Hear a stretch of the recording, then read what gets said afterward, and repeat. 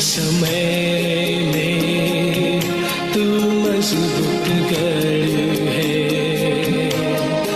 अंधेरी राह में तू उजियाला है।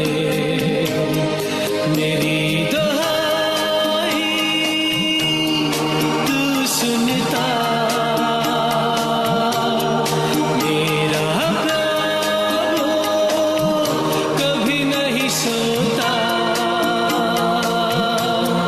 मेरी दुहाई तू सुनता,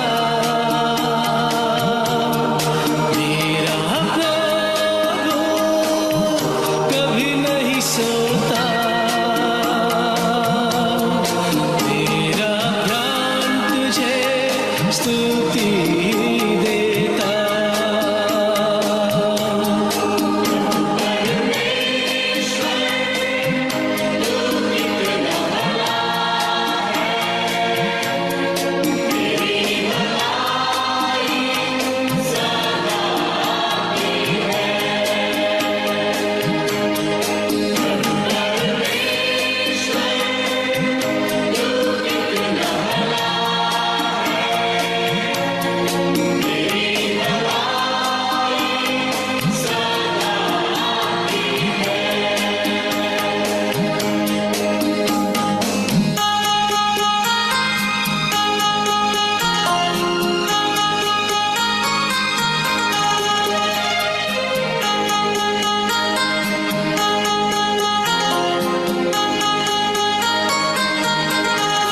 तू कहता है नहीं छोड़ूंगा,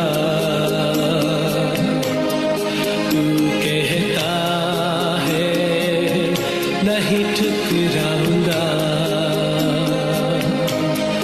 तेरा हाथ मेरी अगुवाई करता, तेरा समय मुझे बल देता। तेरा हाथ मेरी अगुवाई करता, तेरा समय मुझे बल देता। मेरा प्राण तुझे स्तुति देता।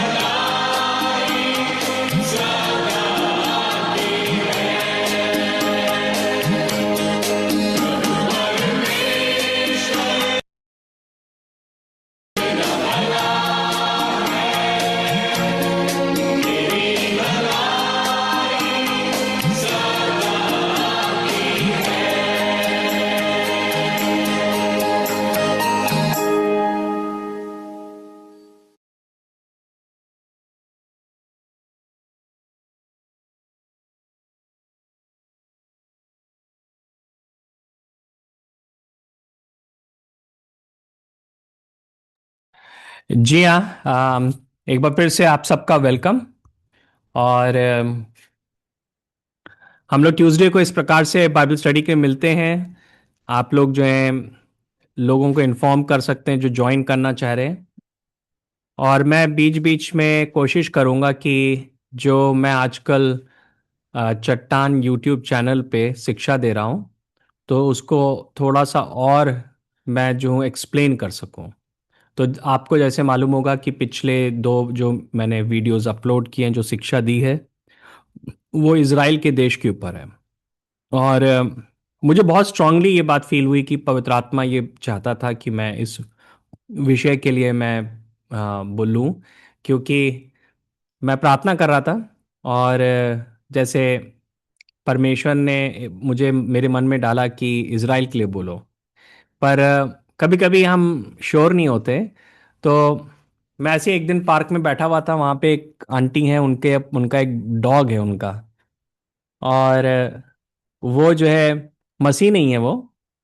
आम, और मेरी उनसे बातचीत होने लगी क्योंकि मुझे वो डॉग ब्रीड में बड़ा शौक था, जो उनके पास जिस नस्ल का डॉग था। तो वो बहुत इम्प्रेस थी क्योंकि मुझे उस डॉग की ब्रीड के बारे में सब कुछ मालूम था। तो क्या हुआ कि आम, बात होते होते होते होते पता नहीं कहाँ से उन्होंने जो है इजराइल के बारे में शुरू कर दिया। और उस समय मैं बैठ के प्रिपेयर ही कर रहा था, मुझे लगा कि परमेश्वर मुझसे कह रहा है ये बात के लिए। और वो बात करने लगी इसराइल की, जबकि वो मसीह नहीं थी वो, और कोई टॉपिक नहीं था इसराइल से कनेक्टेड, पर पता नहीं कैसे कैसे कैसे करके वो वहाँ पे पहुँच गई। एंड वो बोलने लगी उसके बारे में। तब मुझे लगा कि ये एक चीज़ है शायद परमेश्वर हमसे चाहता है कि मैं करूं। और कई बार ना जब हम लोग जो है ना चर्च में जब रहते हैं, तो हम लोग जो है ना बहुत ही सिंपल बातों को सुनते हैं, चंगाई के बारे में, आशीषों के बारे में। और जब थोड़ा सा हम गहराई में जाने शुरू करते हैं, तो हमको थोड़ा सा बेचैनी लगने लगती है क्योंकि हमें समझ में नहीं आता है। पर मुझे लगता है कि हमें गहराई में जाने की ज़रूरत है। और आप ये बोलेंगे कि इससे हमारा क्या कनेक्शन है, इज़राइल में क्या हो रहा है उससे हमारा क्या कनेक्शन है। बाइबल में एक जगह लिखा है कि यरूशलेम के लिए प्रार्थना करो, वो वे जो उसके लिए प्रार्थना करते हैं वो आशीषित होते हैं, है ना। Pray for the peace of Jerusalem, है ना। तो हम जब इज़राइल के लिए प्रार्थना करेंगे, हम इज़राइल को समझेंगे और हम कलीसिया के रोल को समझेंगे कि क्या है इज़राइल को लेकर, तो इवन हम लोग भी आशीषित होंगे। मैं एक्चुअली मैं इस बात को रियलिटी में मानता हूं, क्योंकि परमेश्वर ने इब्राहिम को और उसके वंश को बोला था जो तुम्हें आशीष देगा वो आशीषित होगा, और जो तुम्हें श्राप देगा वो श्रापित होगा। सो अगर हम इब्राहिम के वंश को, जो कि इज़राइल का देश है, उनको हम ब्लेस करेंगे, तो हम भी ब्लेस्ड होंगे। इसका मतलब ये नहीं है कि हम दूसरों से घृणा करें, पर मुझे लगता है कि ये एक दरवाज़ा है हमारे जीवन में आशीषों के लिए, राइट। सो आज जो मैं थोड़ा सा जो मैंने लास्ट अपनी टीचिंग दी थी, और अगर आपने टीचिंग नहीं सुनी है तो आप जो है चट्टान चैनल पर आप जा सकते हैं। और वहाँ पे आपको ये दो पिछले 2 हफ्ते में मैंने इसराइल के ऊपर जो लिया था उसको सुन सकते हैं।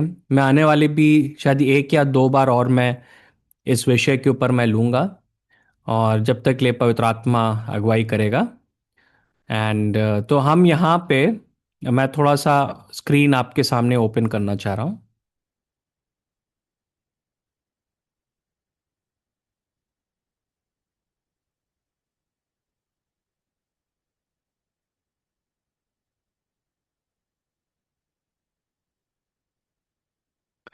जी हाँ।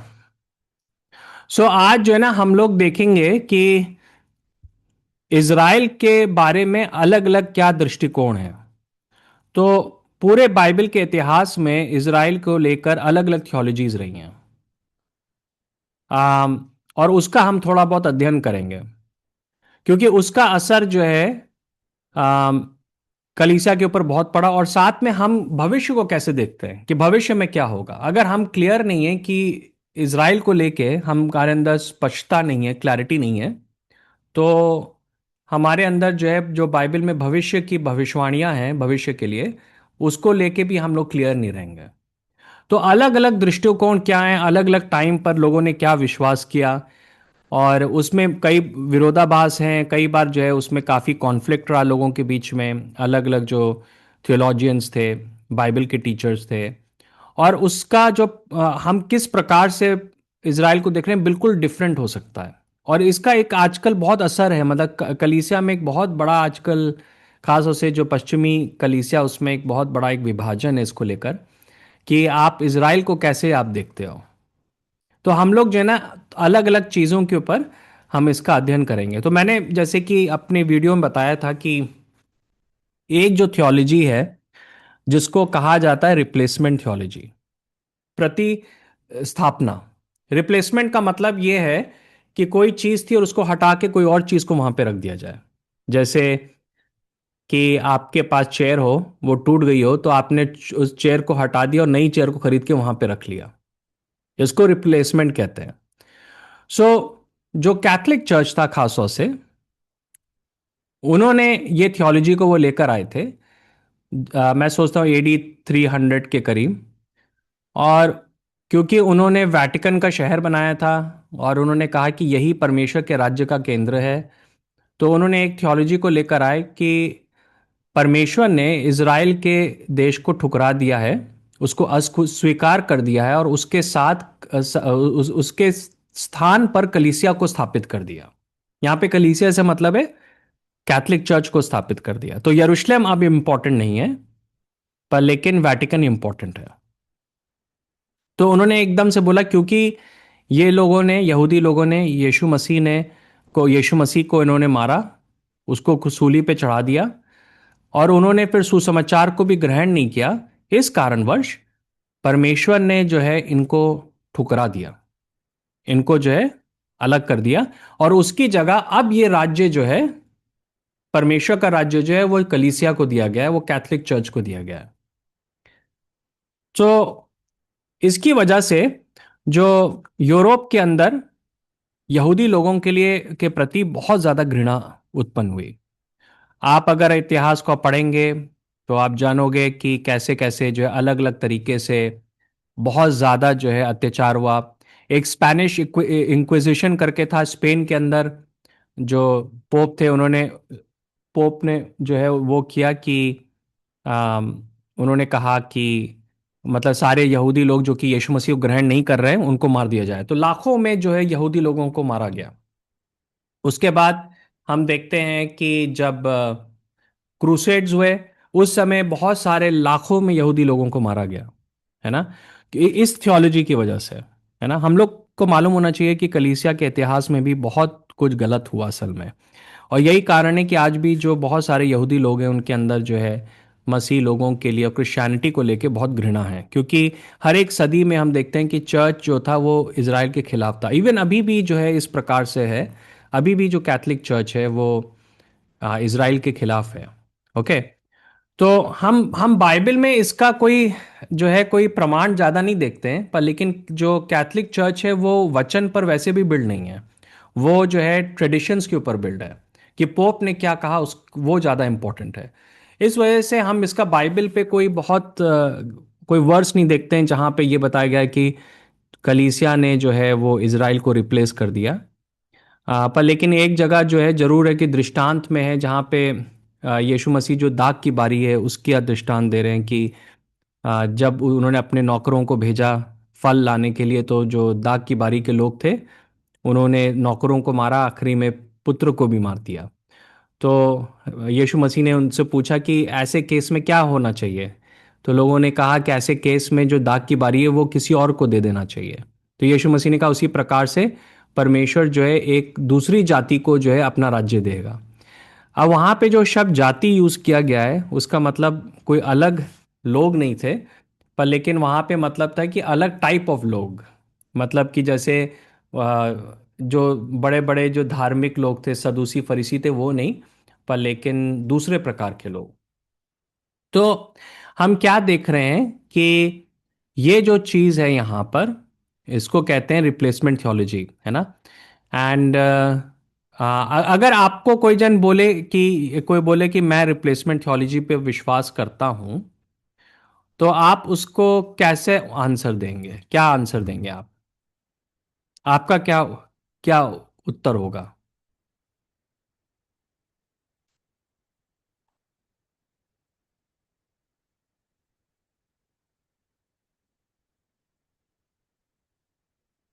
दादा उसको हम कहेंगे कि ये गलत है, ऐसी कोई थियोलॉजी बाइबल बताती ही नहीं है हमें।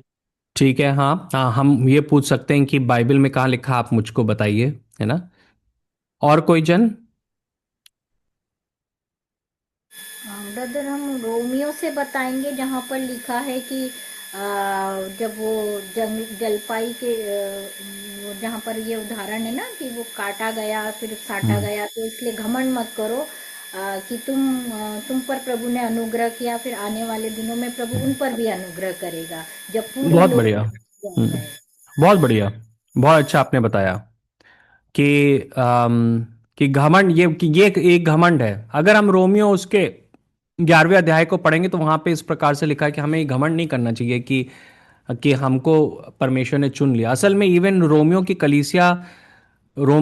कलीसिया में ऐसे लोग थे जो कि मानने लगे थे कि कलीसिया ने इज़राइल को रिप्लेस कर दिया, और पौलुस ने उनको करेक्ट करने की कोशिश की और उनको बताया कि नहीं, ऐसा कुछ नहीं है। और वहां पे पौलुस ने एक वर्स को बोला कि the callings and giftings of God are irrevocable, यानी कि परमेश्वर की बुलाहट जो है वो पलट नहीं सकती। और वो जो है, हम कई बार इस वर्स को अपने लिए कोट करते हैं, हम लोगों के लिए कोट करते हैं, पर लेकिन वो वर्स जो है वो इज़राइल के लिए लिखी गई थी। क्योंकि वहां पे जो बहुत सारे क्रिश्चियन लोग थे वो ये कहने लगे थे कि परमेश्वर ने इज़राइल को ठुकरा दिया, तो पौलुस ने कहा कि जो परमेश्वर की बुलाहट है वो पलट नहीं सकती है। राइट। तो अगर परमेश्वर ने किसी देश को बुलाया है तो वो चीज़ पलट नहीं सकती। अगर परमेश्वर ने आपको और मुझको बुलाया है तो हमारी बुलाहट जो है पलट नहीं सकती है। वैसे ही अगर परमेश्वर ने किसी देश को बुलाया है तो वो पलट नहीं सकती है ना। सो इस प्रकार से हम यहां पर देखते हैं, है ना, इसको कहते हैं रिप्लेसमेंट थियोलॉजी। ओके।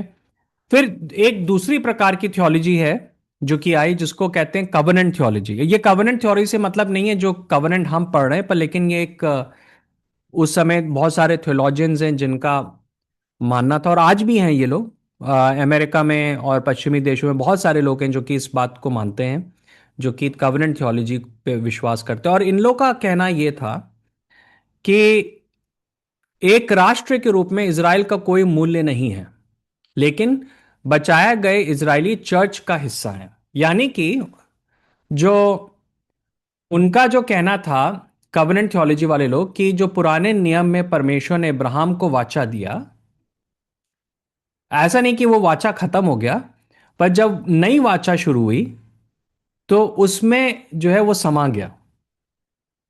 ठीक है। तो उसका मतलब है कि सारी जो भविष्यवाणियां हैं जो कि इजराइल के लिए हुई थी, वो कलीसिया उसको पूरी कर रहा है।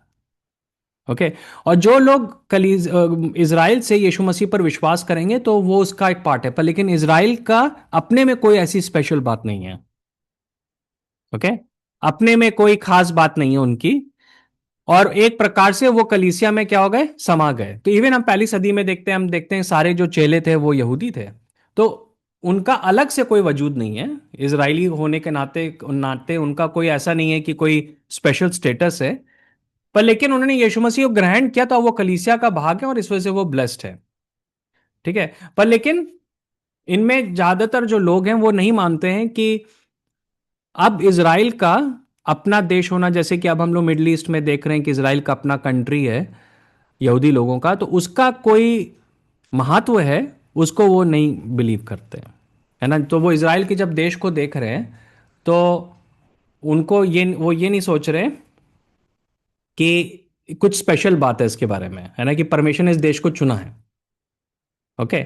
इसीलिए बहुत सारे लोग जो कवरेंट थियोलॉजी पर विश्वास करते हैं, अगर आप उनका सुनोगे तो वो कई बात जो है आजकल वो इजराइल के खिलाफ भी बोलेंगे। असल में रिप्लेसमेंट थियोलॉजी और कवरेंट थियोलॉजी में कोई बहुत बड़ा अंतर है नहीं असल में, बस बहुत थोड़ा सा अंतर है। अ, पर लेकिन जो मेन चीज़ है वो ये है कि मतलब कि हम लोग असली इजराइल हैं। ठीक है। मतलब आप और मैं असली इजराइल हैं, और जो शारीरिक इजराइल है वो हमारे में समा गया है, हमारे में इंक्लूड हो गया। अगर कोई यहूदी यीशु मसीह को ग्रहण करता है तो वो हो गया, और उसका कोई नेशनल आइडेंटिटी नहीं है इजराइल की। ओके। ये स्पिरिचुअल परिवार है, पर लेकिन जरूरी नहीं है कि कोई शारीरिक परिवार है। तो अगर कोई जन इब्राहिम के वंश का है शारीरिक रूप से, उसका कोई मतलब नहीं है, उसका कोई मूल्य नहीं है। ओके। तो ये एक दृष्टिकोण है लोगों का। बहुत सारे लोग मानते हैं, बहुत अच्छे लोग हैं जो कि टीचर्स हैं जो कि इस शिक्षा को मानते हैं। आप लोगों का क्या तर्क है? आप क्या सोचते हैं इस बारे में?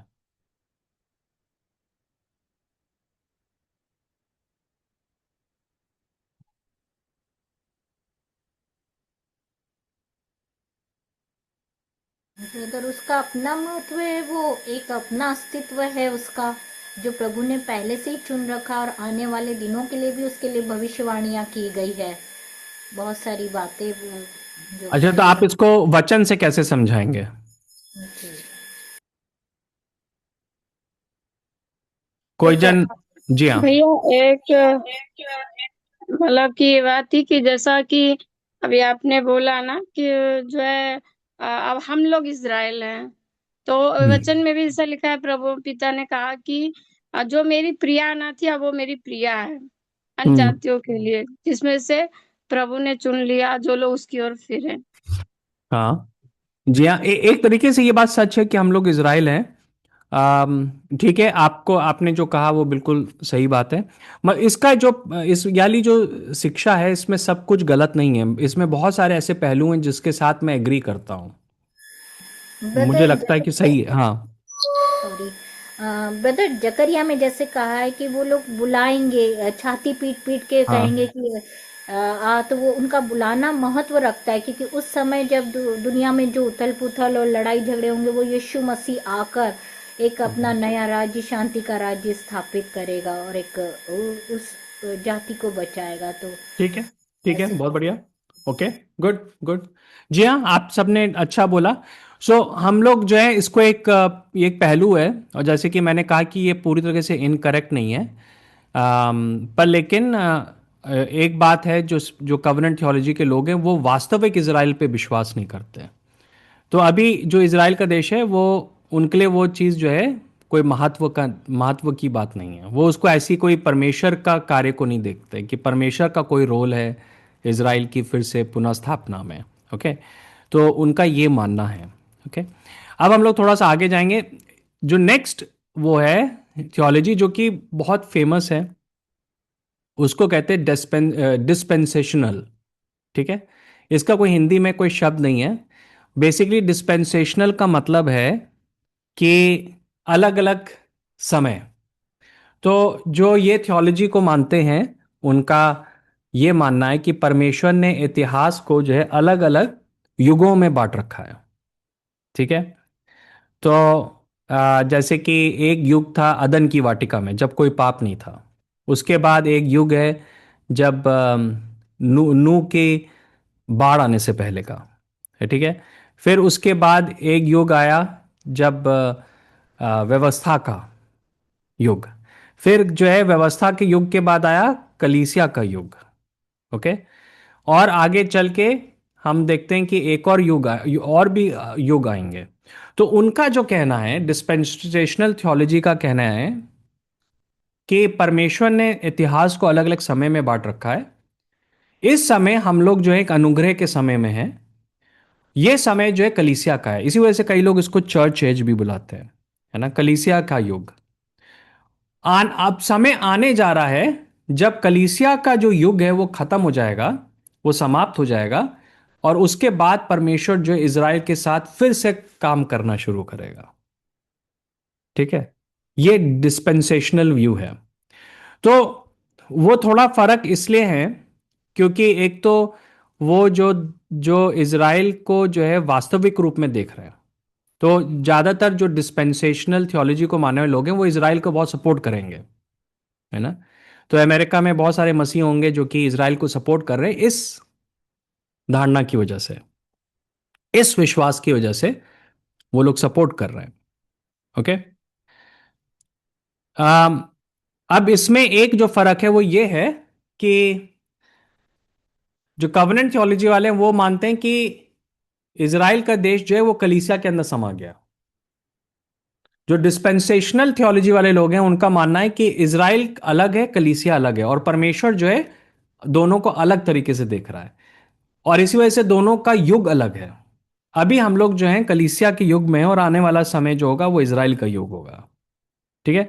तो वो ये नहीं देख रहे हैं कि हम लोग इजरायली हैं, पर वो ये भी नहीं देख रहे हैं कि परमेश्वर ने इजराइल को तिरस्कृत कर दिया। पर उनका ये मानना है कि कलीसिया जो है डिफरेंट है और इजराइल जो है वो डिफरेंट है। ठीक है। सो इस प्रकार से ये लोग जो है मानते हैं। आप लोगों का क्या व्यू है इसको? कोई जन इस पे कुछ बोलना चाहेगा? क्या सोचते हैं कि ये जो आपने सुना इसके बारे में आप क्या सोचते हैं? भैया मेरा मानना है जी। कि इज़राइल और कलीसिया दोनों अलग अलग हैं, और एक्चुअली मिला के वो एक ही हैं, लेकिन हम्म। कलीसिया एक अलग अलग पर्पस है, और हाँ। इज़राइल एक अलग है, लेकिन मिल के वो एक ही हैं। ठीक है। ओके। जी हाँ, आपने जो कहा असल में मैं जो इस बात से मेरा व्यू भी बहुत कुछ सिमिलर है कि अलग भी हैं पर तब भी एक हैं। यस। बहुत ठीक है। कोई और जन? और ऐसा मतलब जैसे कि मैं सोचती हूँ जिस प्रकार से कि हम्म। इजराइल के लिए एक जो पर्पस था वो अभी भी है। तो एक ओके। तरीके से कहीं ना कहीं वो भी चुना हुआ है, अभी भी चुना हुआ है। But okay. एक द टाइम पीरियड के हिसाब से एक पर्पस अभी उनके लिए भी अभी भी रखा गया है। और या। हमारे लिए जो हम चर्च एज में है, हम्म। हमारे लिए एक अलग पर्पस है जो परमेश्वर के राज्य की स्थापना के लिए है। जी हाँ। ठीक है। बहुत बढ़िया, बहुत बढ़िया, बहुत अच्छा। या कोई और जन कुछ ऐड करना चाहेगा?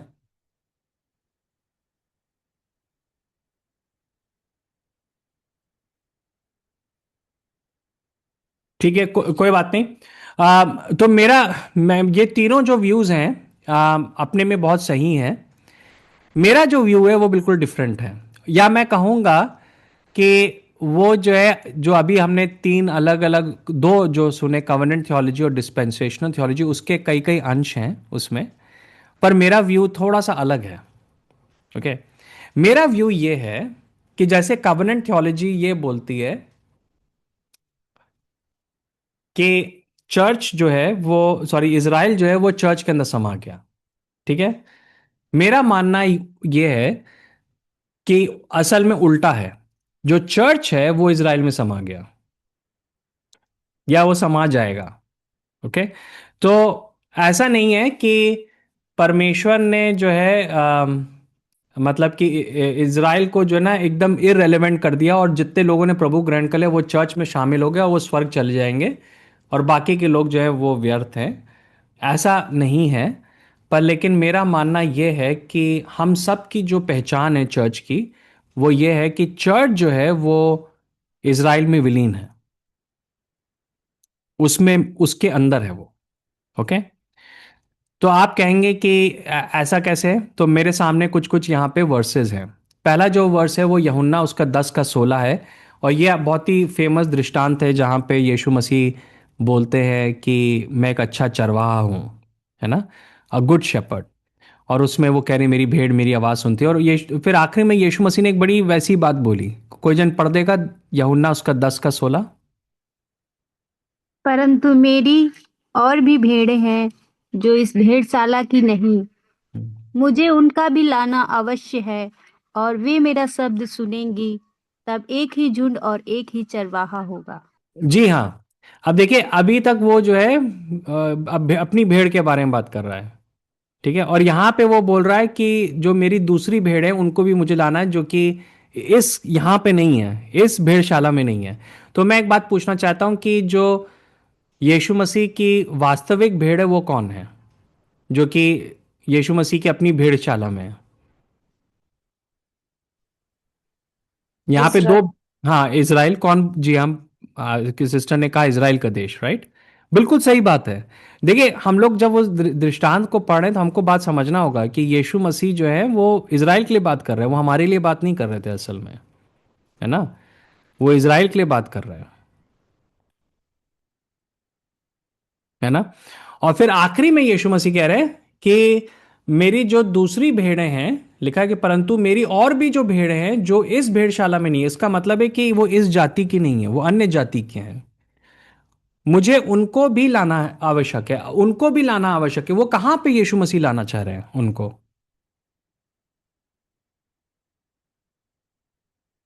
यीशु मसीह, इजराइली बना, हाँ मतलब कि अपनी भेड़शाला में जो इजराइल का हाँ स्थान है। आप समझे? तो इसका मतलब है वो कहाँ लाना चाह रहे हैं, उनको इज़राइल में लाना चाह रहे हैं, है ना?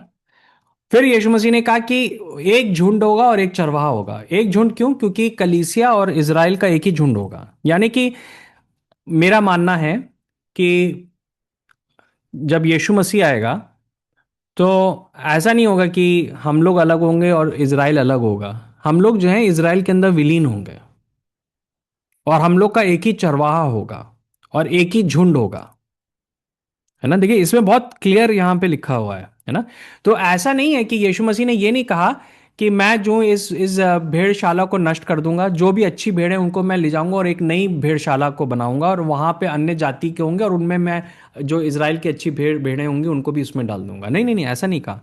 वो भेड़शाला ऑलरेडी है। वो पुराने नियम से वो भेड़शाला है। वो इज़राइल का देश है। वो भेड़शाला तब से क्रिएट कर होना शुरू हुई जब से परमेश्वर ने इब्राहिम को प्रतिज्ञा दी, है ना? और जब वो भेड़शाला तब क्रिएट हुई जब मूसा जो कनान के देश में आया, ठीक है? हम लोग जो थे दूसरी दूसरी भेड़शाला से थे, हमको यीशु मसीह जो है उस इज़राइल की भेड़शाला में ले आया और अब हमारा एक ही चरवाहा है और एक ही झुंड है। तो इज़राइल जो कलीसिया के अंदर विलीन नहीं हुआ, पर लेकिन कलीसिया जो है वो इज़राइल के अंदर विलीन हो गई है। ठीक है? हम लोग और देख सकते हैं इसमें एक और जगह यीशु मसीह ने कुछ इसी प्रकार की बात करी। ये मत्ती 8 का 10 से 12 है। आपको ये कहानी मालूम होगी। ये एक सरदार था, रोमी सरदार था। वो यहूदी नहीं था, वो अन्य जाति का था। ठीक है? और आपको मालूम होगा कि उसका शायद बेटा जो था वो बीमार था और उसने यीशु मसीह को बुलाया प्रार्थना के लिए। जब यीशु मसीह आए थे तो उसने कहा आपको मेरे घर आने की आवश्यकता नहीं है, क्योंकि वो अन्य जाति का था। तो यहूदी लोग जो थे वो अन्य जातियों के घर नहीं जाते थे। उसने कहा आप वहीं से शब्द दीजिएगा तो वो ठीक हो जाएगा। तो यीशु मसीह ने उसके बाद जो है ये बात जो है उस जन के लिए बोली। कोई जन इसको पढ़ देगा? मत्ती 8 का 10 से लेके 12। यह सुनकर यीशु को आश्चर्य हुआ और जो उसके पीछे आ रहे थे उनसे कहा, मैं तुमसे सच कहता हूँ कि मुझे इस्राएल में ऐसा विश्वास नहीं मिला।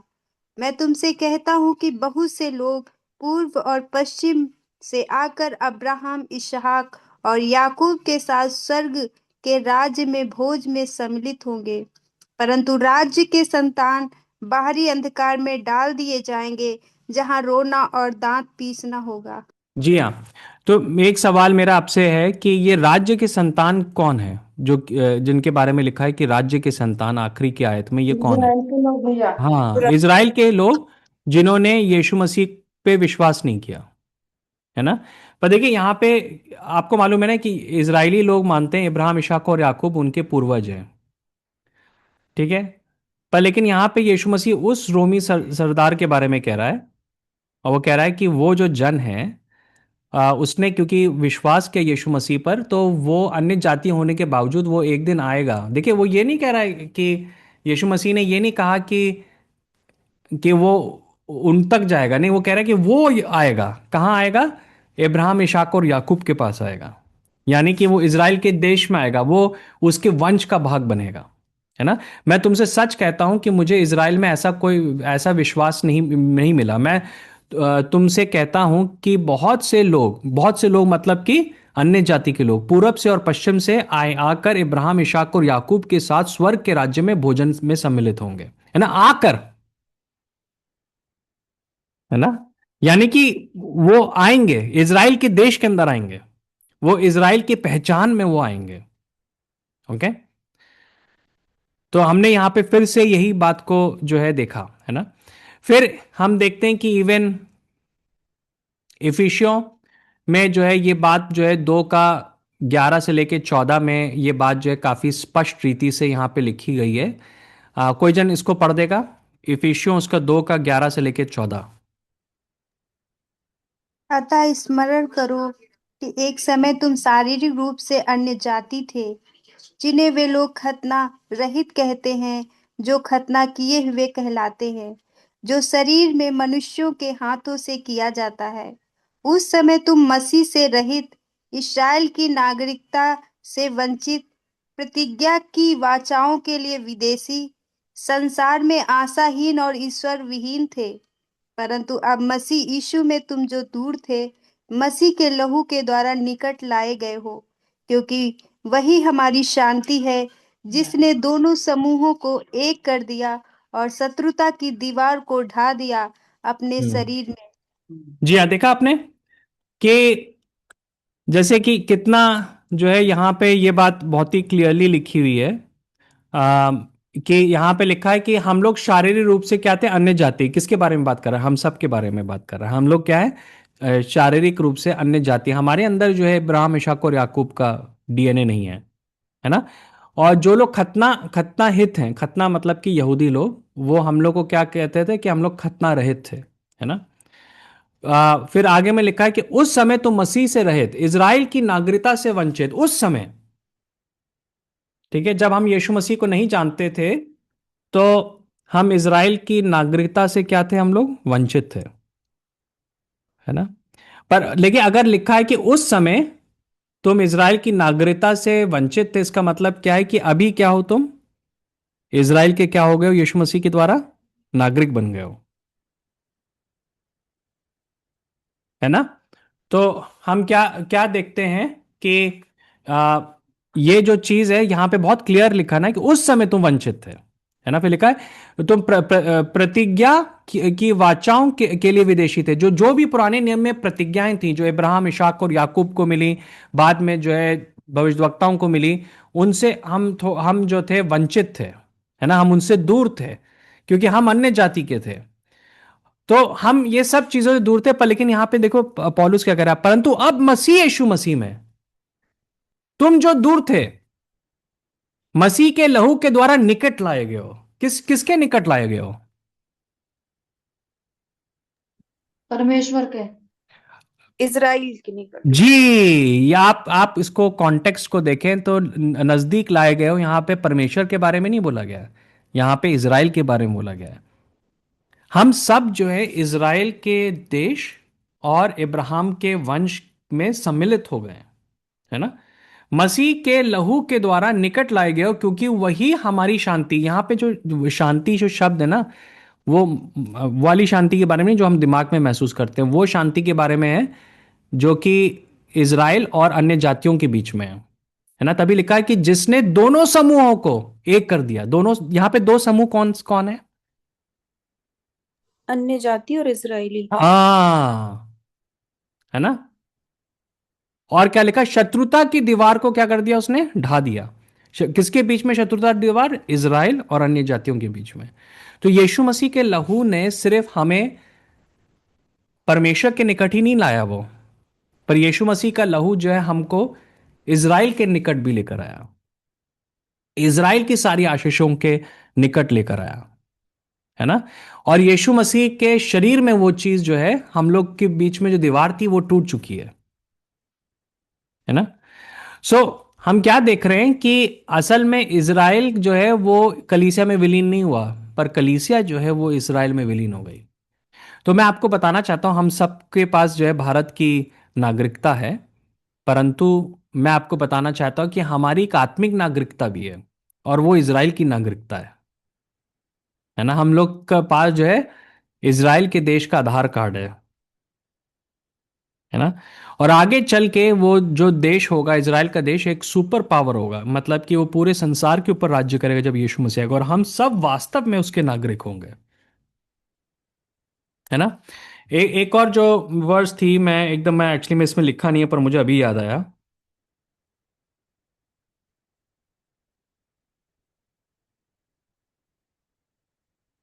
हाँ, वो जो है, अम, अच्छा, नहीं, मैं सोचता हूँ कि वो यही वर्स थी, जो कि अभी हमने देखा।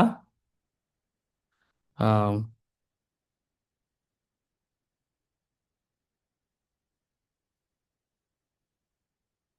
हाँ, जी हाँ।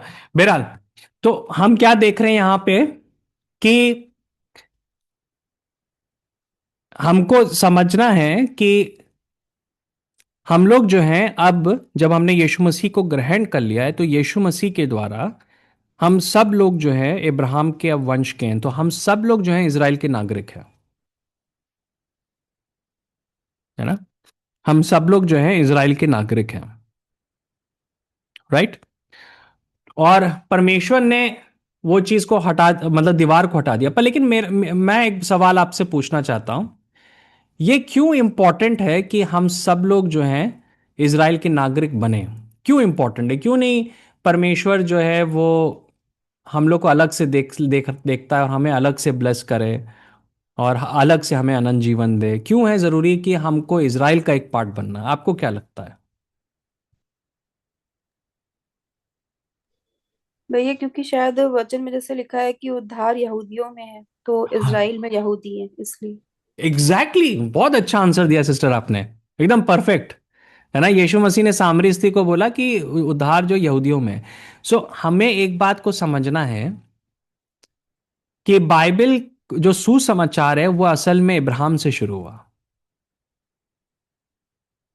ओके, तो सारी जो प्रतिज्ञाएं थी बाइबल में, सारी जो प्रोमिसेस हैं, वो सब जो थी इब्राहिम और उसके इस वंश के लिए सिर्फ है, वो अन्य जातियों के लिए नहीं था। और ऐसा नहीं हुआ कि जब यीशु मसीह मरे मुर्दों में से जीवित हो गए तो उन्होंने अन्य जातियों के लिए एक अलग दरवाजा ओपन किया। नहीं नहीं नहीं नहीं नहीं, यीशु मसीह ने यह किया कि अन्य जातियों को वो इब्राहिम के वंश में वो लेकर आ गए।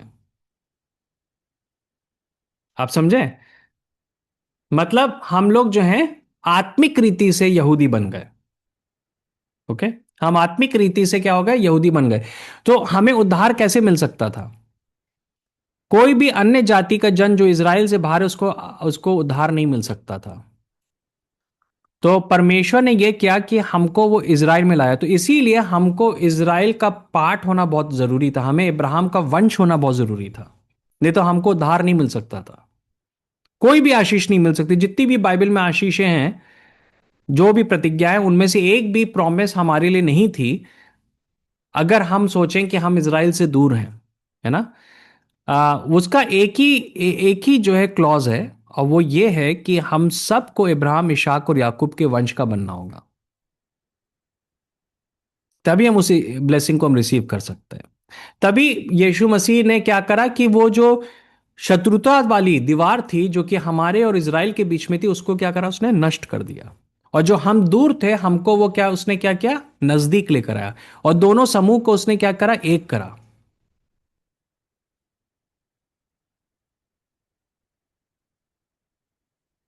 बहुत बहुत जरूरी बात है। इसीलिए हम देखते हैं कि रोमियो में लिखा है, आप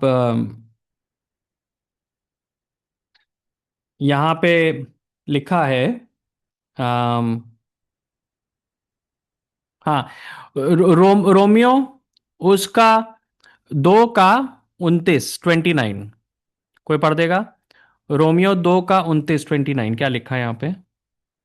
पर यहूदी वही है जो मन में है, और खतना वही है जो हृदय का और आत्मा में है, ना हाँ कि लेख का। ऐसे की प्रशंसा मनुष्यों की ओर से नहीं, परंतु परमेश्वर की ओर से होती है। जी हाँ, देखा ये लिखा है कि यहूदी कौन है? जो कि अंदर से है, आत्मा में है हम यहूदी, राइट। जिनका खतना जो आत्मा में हुआ है, जिनका खतना जरूरी नहीं कि शरीर में हुआ हो। तो हम सब लोग क्या है, हम लोग की भारी शारीरिक जो पहचान है वो भारतीय है, पर लेकिन आत्मिक पहचान जो है वो क्या है? यहूदी है, राइट। तो जब परमेश्वर हमको देखता है आत्मा में, तो वो जो इब्राहिम के वंश को देख रहा है, वो इजराइल को देख रहा है। ओके, इसीलिए इंपॉर्टेंट था, क्योंकि देखिए रोमियो की जो पूरी पत्रिका है, वो इस बारे में कि हम एक मनुष्य को उद्धार कैसे मिल सकता है। तो पौलुस का निष्कर्ष ये है कि उद्धार सिर्फ जो है यहूदियों को मिल सकता है और किसी को नहीं मिल सकता, क्योंकि वो खुद यहूदी था। पर उसका आंसर ये है कि परमेश्वर जो है, हम लोग जो कि यीशु मसीह पर यकीन करते हैं, हमको वो अंदरूनी रूप से आत्मा में वो यहूदी बना दे, है ना। सो हम लोग अब क्या हो गए? हम लोग के जीवन में ये एक ब्लेसिंग आ गई है। तो मेरा जो दृष्टिकोण है वो बहुत ही डिफरेंट है दोनों डिस्पेंसेशनल से भी और कवनेंट थियोलॉजी से भी। क्योंकि कवनेंट थियोलॉजी देखती है कि जो इज़राइल है वो कलीसिया के अंदर विलीन हो गया। जो डिस्पेंसेशनल थियोलॉजी वो देखती है कि कलीसिया और इज़राइल अलग अलग है। मैं बिलीव करता हूँ कि जो मेरा व्यू है, मैं नहीं कह रहा हूँ कि मेरा व्यू तो वो एकदम सही है, हम लोग सोच सकते हैं, आप अध्ययन कर सकते हो इस बारे में। मेरा व्यू ये है, जो वर्सेस दी उसके बेसिस पे, कि जो कलीसिया है वो असल में इज़राइल का भाग है ना, मतलब उल्टा है। तो इज़राइल है, हमेशा रहा इज़राइल, और ऐसा नहीं हुआ कि वो प्रोग्राम खत्म हो गया और परमेश्वर ने ठुकरा दिया। नहीं नहीं नहीं, इज़राइल को नहीं ठुकराया, पर लेकिन उसने जो है वो किया। एक और जो वर्स है जो कि हम लोग आखिरी में देख सकते हैं, अम, रोमियो उसका 11, रोमन्स 11, उसके बाद मैं जो उसको समाप्त करूंगा। हाँ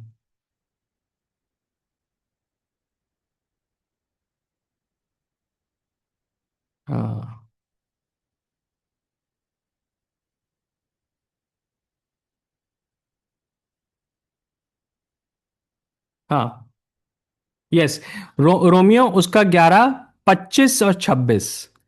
रोमियो 11, 25 और 26 को एक पढ़ दीजिए।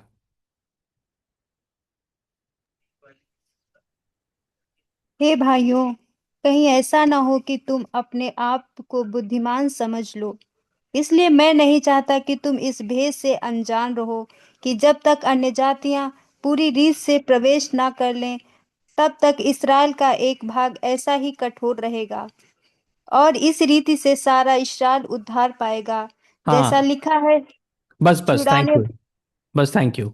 तो यहाँ पे हम क्या देख रहे हैं कि परमेश्वर का वचन कह रहा है कि उसने इज़राइल का एक भाग को कठोर कर दिया, ताकि जो अन्य जातियों का पूरा नंबर है वो प्रवेश कर जाए, है ना। अन्य जातियों का नंबर प्रवेश, अन्य जाति मतलब हम लोगों का नंबर, तो कहाँ प्रवेश कर जाए। हिंदी में यही शब्द यूज हुआ है ना, प्रवेश। इज़राइल में भैया। हाँ एग्जैक्टली, है ना। देखिए बहुत ध्यान से हमको समझना है। तो इसका मतलब है पौलुस जो वो उल्टी बात बोल रहा है ना। अगर आप इसको 11वें अध्याय को आप पढ़ोगे तो आपको समझ में आएगा। तो वहां पे चर्च में लोग थे जो कि कह रहे थे कि इज़राइल खत्म हो चुका है, उसका कोई अस्तित्व नहीं है। पर वो कह रहा है खत्म नहीं हो गया, हम लोग उसके अंदर है। अगर इज़राइल खत्म हो गया तो हम भी खत्म हो गए, है ना। तो यीशु मसीह के द्वारा सिर्फ हम परमेश्वर के सिंहासन में ही प्रवेश नहीं करते हैं, पर लेकिन हम यीशु मसीह के द्वारा हम लोग इवन इज़राइल में प्रवेश करते हैं, है ना। हम लोग किस में प्रवेश करते हैं, इज़राइल के देश में प्रवेश कर रहे हैं। हम जो है वो इब्राहिम, इशाक और याकूब की जो कवरिंग है उसके नीचे हम लोग आ जाते हैं। ओके, ये चीज को हमें समझना है। इसीलिए हम जब इज़राइल में इस चीज को हम लोग देख रहे हैं तो हमें उनके लिए प्रेयर करने की जरूरत है। इसके बावजूद कि वो हमसे बहुत अभी जो है ज़्यादातर यहूदी लोग जो हैं उन्होंने यीशु मसीह को ग्रहण नहीं किया, और वो बहुत कई लोग घृणा भी करते हैं। हालांकि थोड़े बहुत लोग ग्रहण कर रहे हैं, पर लेकिन वो इसलिए कर रहे हैं क्योंकि उनका हृदय जो है कठोर है ना। इसीलिए एक जगह पौलुस उनके बारे में कहता है कि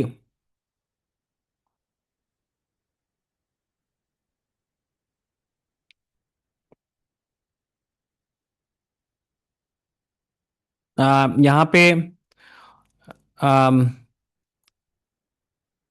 हाँ, अम,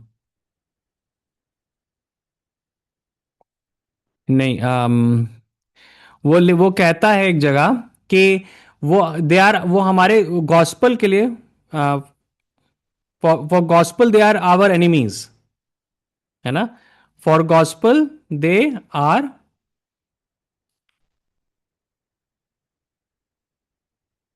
हाँ हाँ हाँ हाँ, देखिए इसी का रोमियो 11 का 28 कोई पढ़ दीजिए। रोमियो 11 का 28, रोमियो 11 का 28, 28। सुसमाचार के भाव से तो तुम्हारे लिए वे परमेश्वर के बैरी हैं। हाँ एक सेकेंड, यहाँ पे लिखा है कि सुसमाचार के वजह से तुम्हारे लिए वो क्या है, बैरी है। ये किनके बारे में लिख रहा है कि वो तुम्हारे लिए कौन है, वो लोग बैरी है? ये कौन है जो कि बैरी है सुसमाचार के लिए? अन्य जाते हैं भैया। No, Israel. Israel Israeli. के लोग। क्योंकि इजराइल। उस समय जो पौलुस जब सुसमाचार सुना रहा था, चेले सुसमाचार सुना रहे थे, तो सबसे ज्यादा जो अपोजिशन था वो यहूदी लोगों का था। यीशु मसीह को भी जो है यहूदी लोगों ने जो है सूली पे चढ़ाया, है ना। तो वो ये बात को क्लियर कर रहा है, वो कह रहा है कि सुसमाचार के सेक के लिए वो हमारे क्या है, बैरी हैं। और ये बात अभी तक सच है असल में। आपको मतलब अभी भी ये बात सच है कि उनके मन में बहुत घृणा है क्रिश्चियंस को लेकर। उनको उनके अंदर जो है सुसमाचार को लेकर उनके अंदर बहुत घृणा है। पर आगे क्या लिखा है, सिस्टर आगे पढ़ दीजिए। परंतु चुन लिए जाने के भाव से वे बाप दादों के कारण प्यारे हैं। हाँ, चुन लिए जाने के कारण से। अब ये चुन चुन कौन कौन लोग हैं चुन लिए गए? इजरायली। इजराइल। हाँ, इसका मतलब है पौलुस कह रहा है कि अभी भी वो चुने हुए हैं। वो नहीं बोल रहा है कि अब परमेश्वर ने उनको चुना नहीं, हम नए नियम में आ गए, अब जो है इजरायली लोग जो हैं चुने हुए नहीं। अभी भी वो लोग चुने हुए हैं। और पूरे संसार में हम सबूत देख रहे हैं कि वो लोग चुने हुए हैं, जिस प्रकार से परमेश्वर ने उनको बचाया है। इसके बावजूद कि उनमें से ज्यादातर लोग जो है नास्तिक है, ये प्रूफ है कि परमेश्वर ने उनको चुन रखा है ना।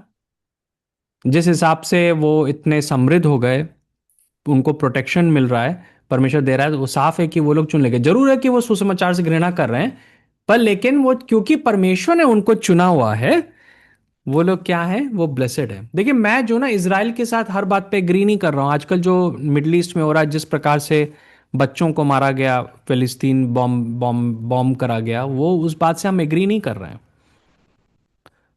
पर लेकिन हम उनसे घृणा नहीं करें, क्योंकि वो चुने हुए हैं। बहुत क्लियर है, चुने हुए कारण से वो क्या है, और बाप दादाओं की वजह से वो क्या है, प्रिय हैं। देखिए, बहुत इंपॉर्टेंट बात है। ये बाप दादा कौन है जिनकी वजह से यहूदी लोग प्रिय हैं हमारे? अब्राहम, इसहाक और Abraham. Yes, Abraham. Yes, Abraham. है ना। इब्राहिम, इशाक और याकूब की वजह से वो क्या है, हमारे प्रिय हैं, है ना। क्यों? क्योंकि इब्राहिम, इशाक और याकूब हमारे भी बाप दादा हैं।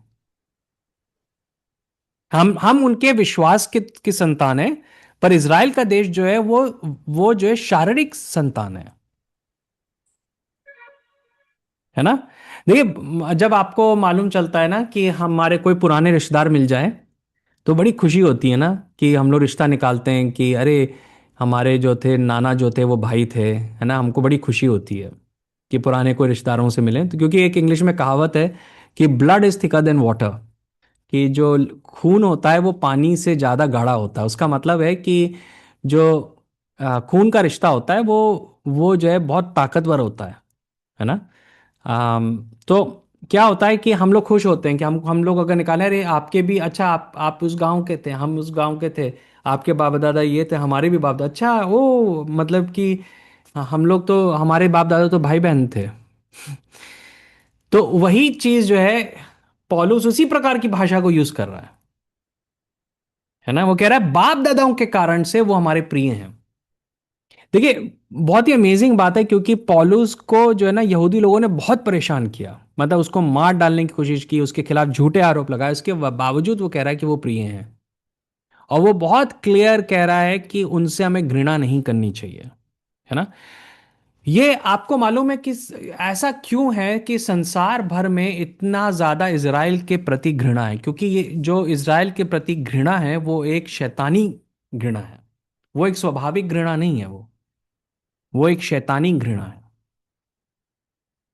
मैं असल में आने वाले दिनों में जो 2 सेक्शंस में दूंगा वो इसी पर होगा। मैं जो हूं, हो सकता है कि जो नेक्स्ट टीचिंग हो, मैं उसमें बताऊंगा कि 2 जो टीचिंग्स दूंगा। एक मैं दूंगा प्रकाशित वाक्य 12 के ऊपर, कि वो स्त्री के बारे में जो कि 12वां अध्याय पे लिखी गई, जिसके खिलाफ जो है एक बहुत बड़ा अजगर उसको मारना चाह रहा था। तो वो औरत जो है वो इजराइल के देश को दिखा रही है। उसके ऊपर एक टीचिंग दूंगा। एक टीचिंग दूंगा मैं इश्माइल और इशाक के रिश्ते के ऊपर, क्योंकि बाइबल में हमें ये दो कैरेक्टर्स बताए गए इब्राहिम के, और जो अभी ये लड़ाई हो रही है मिडल ईस्ट में, ये इसी की वजह से हो रही है, क्योंकि जो दो कौमें हैं जो लड़ाई कर रही हैं, एक जो इशाक के वंश के हैं, दूसरे जो इश्माइल के वंश के हैं, राइट, जो अरब्स हैं वो इश्माइल के वंश के हैं, उनके उसकी वजह से कॉन्फ्लिक्ट हो रहा है। तो मैं ये वो टीचिंग बताऊंगा, और ये जो घृणा है इज़राइल के प्रति, ये एक शैतानी घृणा है ना। और पौलुस ने इस बारे में बहुत बहुत क्लियर बोला, पर अनफॉर्चुनेटली कलीसिया के अंदर ये घृणा बार बार आ जाती है।